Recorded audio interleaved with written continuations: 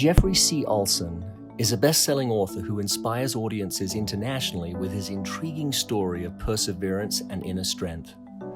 After a horrific automobile accident took the lives of his wife and youngest son, also inflicting multiple life-threatening injuries to Jeff, including the amputation of his left leg, he found the courage to survive over 18 surgeries to eventually heal both physically and emotionally, to thrive in his career and community contributions. Jeff has appeared on many national and international television and radio programs sharing his insights. Jeff's latest book, Knowing, is a compilation of his earlier works, yet with even deeper insights and extended chapters while maintaining the same emotional connection of Olsen's body of work. Jeff continues to work as a creative director and participates on several boards, including the Wholeness Network, the Klapman Foundation, myacre.org, and as a world ambassador for the International Association for Near-Death Studies. Among all of Jeff's accomplishments, he is most proud of and most fulfilled by simply being a husband, father, and friend.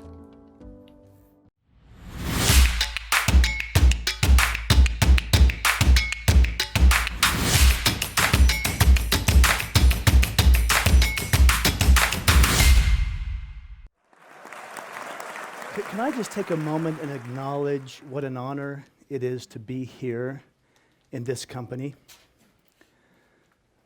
I mean, Bridget Cook-Birch. Bridget and I did a trust fall almost a decade ago, where you get up on a post and you fall back. And I didn't know Bridget. But I looked in her eyes and she asked me a question. She said, "Do you trust yourself?" Now, that might seem like a simple thing, but that was a big, big step for me. Whenever I think of Bridget, I think of trust and the ability to trust myself. And Nacho. You're staying for the concert with Nacho, right? Yeah. Okay. I don't play anything but Pandora and Spotify. I mean, that's what I play.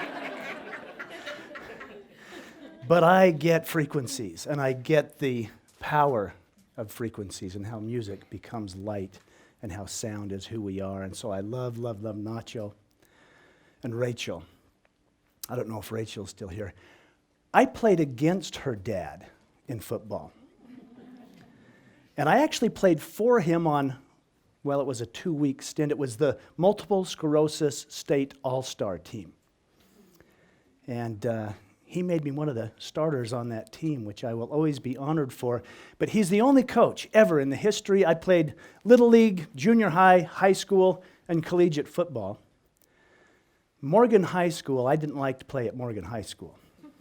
You know, the crowds would come out in thousands, it felt like, in that little stadium up there on the mountain.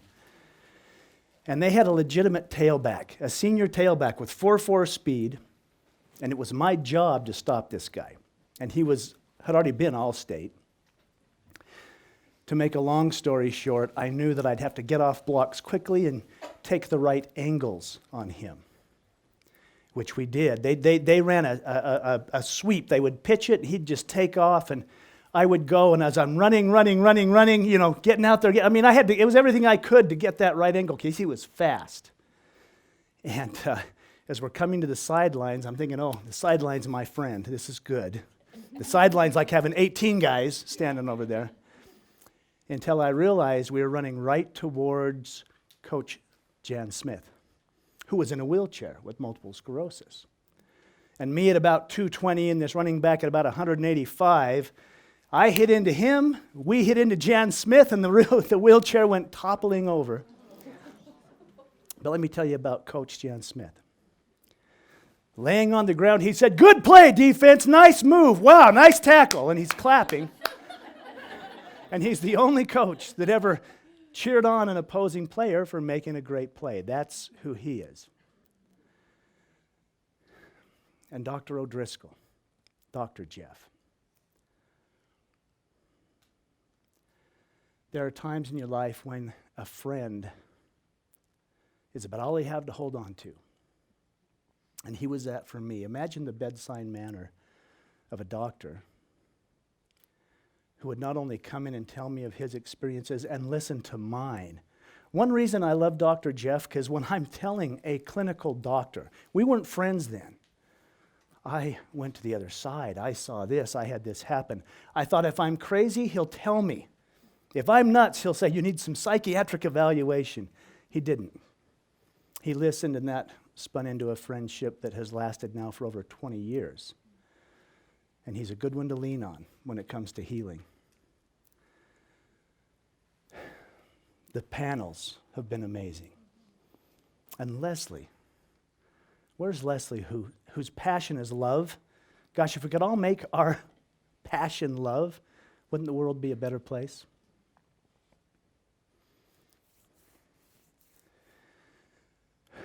Where's Mr. Young? Mr. Young's my dad. Oh, you got a good dad. You got a good dad. I'm going to tell a dad story. It was a Sunday mid-morning, and I have all boys in my house. So I'm talking to my youngest son. At the time, he was probably about 16. And traditionally, we would go to a church service on a Sunday. And he's like, I'm not going, Dad, and you can't make me. You know, something shifted in me.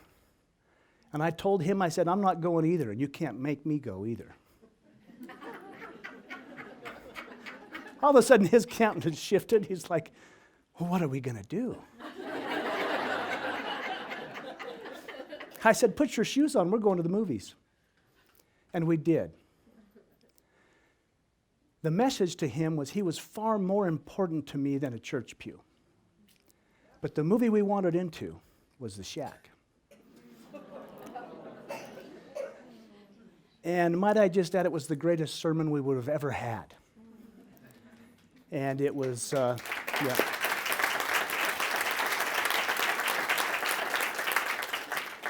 It was not only, transitional for him, may have been transformational for him to finally get a grip on, hey, there's more to life than church and the belief system we operate in. I have an acronym for belief systems. I call it BS. BS. And finally, Michelle Powers, I refer to her as the extra small medium. That's what I call her. And we love her and her pure heart and the way she shows up. And then finally, Robin and Michelle. I mean, what an honor to be here. Give these ladies a hand.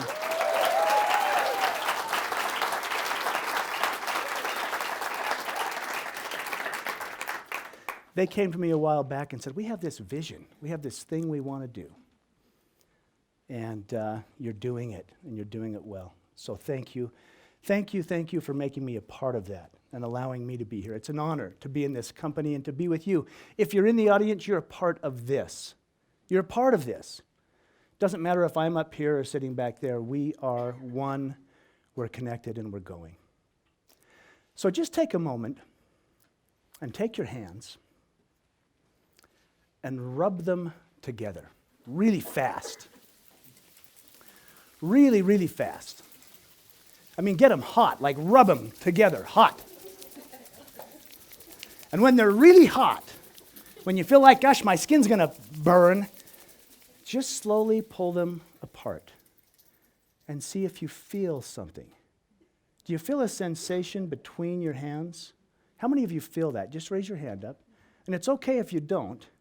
Boy, raise your hands high. Almost everybody. Okay, thank you. That is energy. That's energy, and energy is everything. And everything is energy. What you feel between your hands is actually the net or the web or the connection that we share as humanity. It's everywhere. It may feel that there's separation between you and I and the way we interact. There's not. We're all incredibly connected, and it's that energy that you feel that makes that real and tangible. Now, I have a friend that is blind, but I'll never say he doesn't see. I want you to rub your hands together again, and if you've done this before, do it at a deeper level. And now as you're rubbing them, close your eyes and tap into what you feel when perhaps you don't see, at least with your visual eyes. And then pull your hands apart and feel that energy. And it might be even exaggerated with your eyes closed. And then I invite you to just reach out and hold on to the hand of who's next to you, wherever that may be. Behind you, in front of you, stranger, friend. And feel the energy of who they are, no matter what the circumstance, and how they show up in your life, even if it's just for today.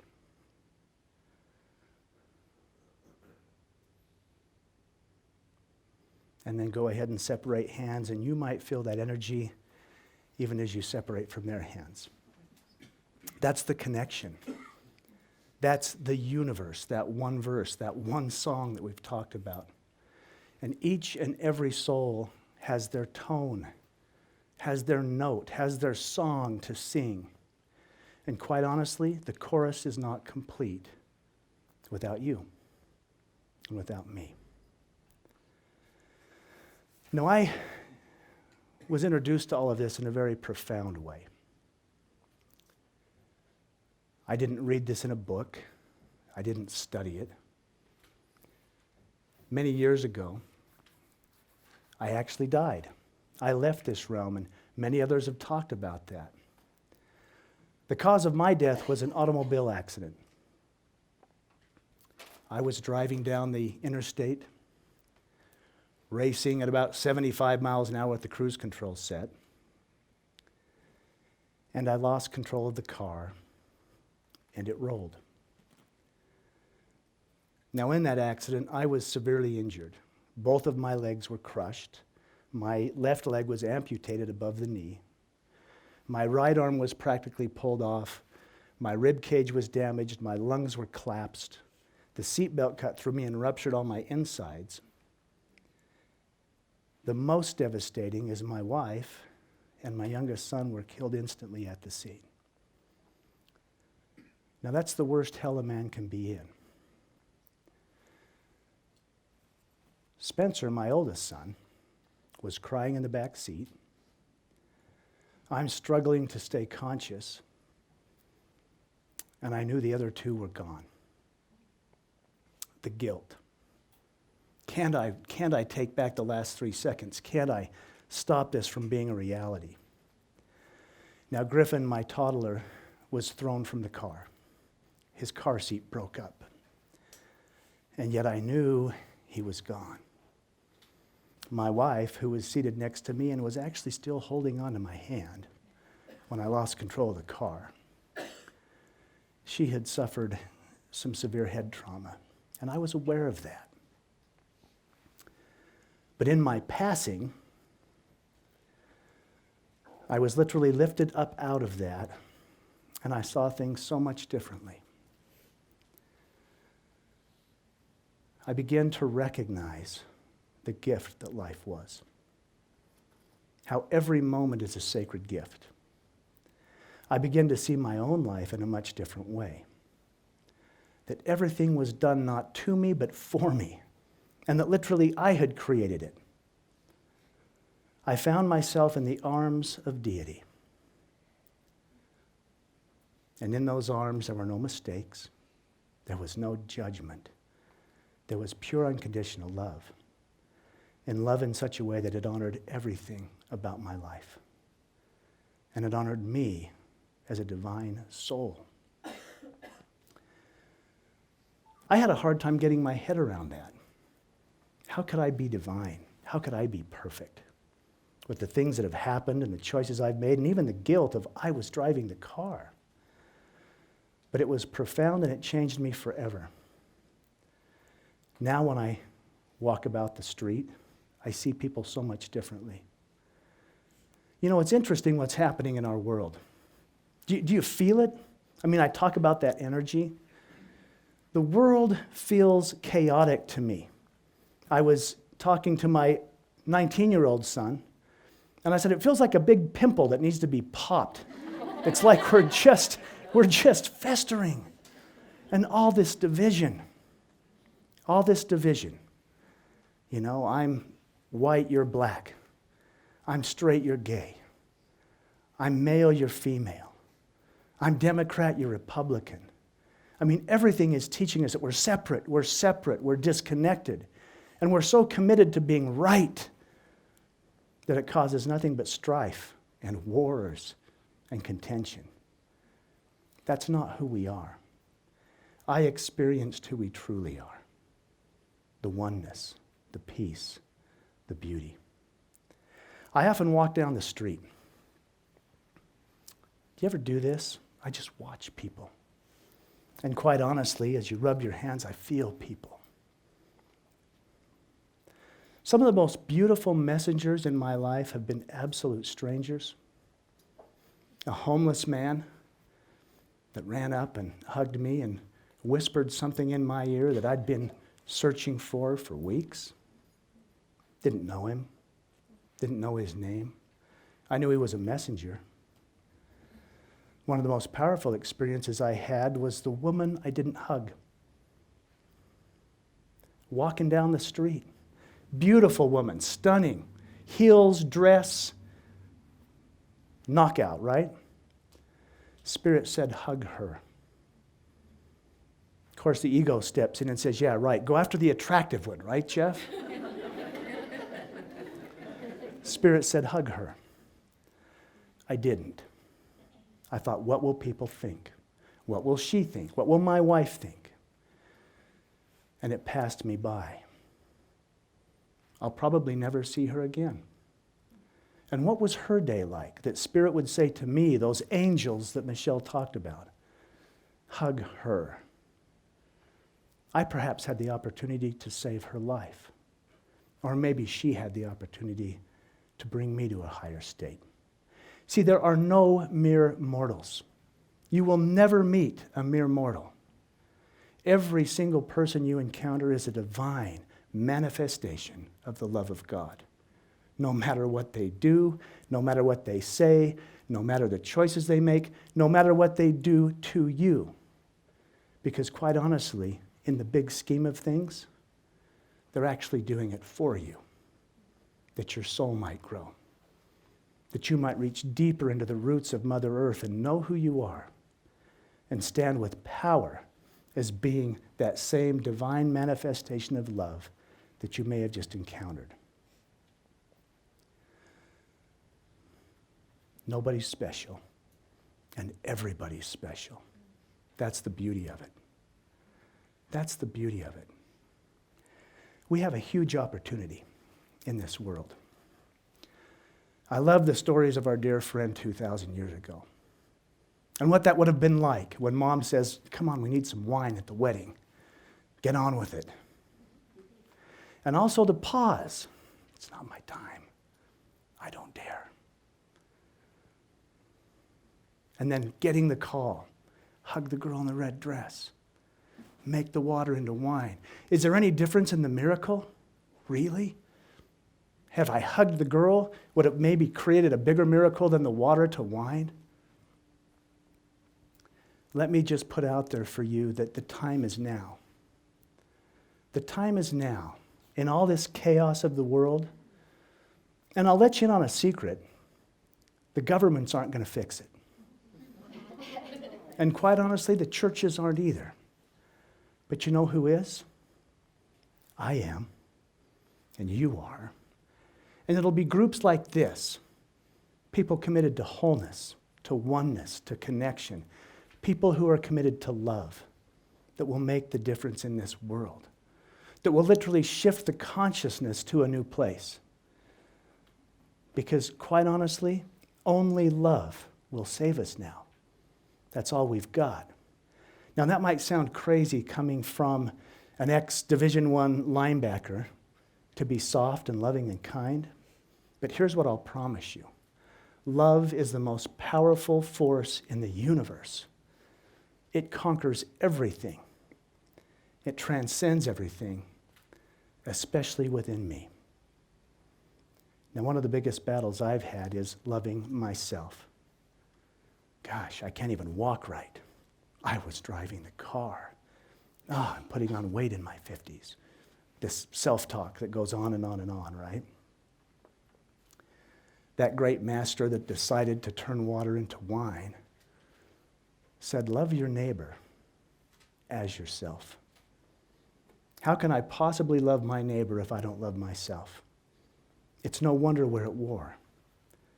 But when I find that self-love and I embrace myself as a divine manifestation of all there is, a manifestation of love, that ripples out in such a way that it cannot be denied. And that's what I invite you all to do. Now we're going to wrap up in a few minutes, and we're going to go out into our lives. And what an honor to be here and have this experience. But please, I urge you, take it out there. Take it out there and do something in the next 10 hours that changes someone's life, that makes it better. Hug the girl in the red dress. Call mom. Send that text. Make amends. Do whatever it takes to raise the vibration, and I promise it ripples out in such a powerful way. When I saw it from those higher forces, from that higher perspective of what happens when we come from love, that's when everything changes. That's when everything shifts. And it's very easy. People say to me all the time, well, I didn't die. Gosh, you had this profound experience. You went to the other side, and as Dr. O'Driscoll shared, I was kicked out. I wasn't done. I was kicked out of heaven. You got to go back. And yet here I am. But it's this easy. It's this simple. There was times I used to pray a lot, especially in my hard times, in the challenging times. And there are times when I can say, I'm grateful that I learned that, especially in the challenging times. My soul has grown far more from being challenged than it ever had from having an easy-go-lucky life. People say, well, how do you know what to do? You have this weird connection. You went to heaven and got kicked out. But there's no difference between any of us. You don't have to die to get in touch with the divine. You don't have to have a crash and have your leg cut off to embrace the beauty and the power of your body and of your soul. And here's the exercise you can do. And let's do it now. Why not do it now? Close your eyes again. I'm glad you're not tired. I'd be putting you to sleep by now. Close your eyes and take a deep breath and ask this simple question. I do this every morning. What can I do for someone else today? Now, almost immediately, you'll start to have images come up. Somebody's face, some little thing, some little nudge. Go ahead and open up your eyes. As those nudges come, do that. Do that thing that will be for someone else today. And I invite you to go out tonight and do something for someone else. And don't dare leave the room without hugging 3 people that you don't know. I love you, and I say that from the bottom of my heart. There's so many friends here. I love you. Be you. Own you. Be that part of the song. Thank you, thank you, thank you. And I hope I get to see you soon. Bye.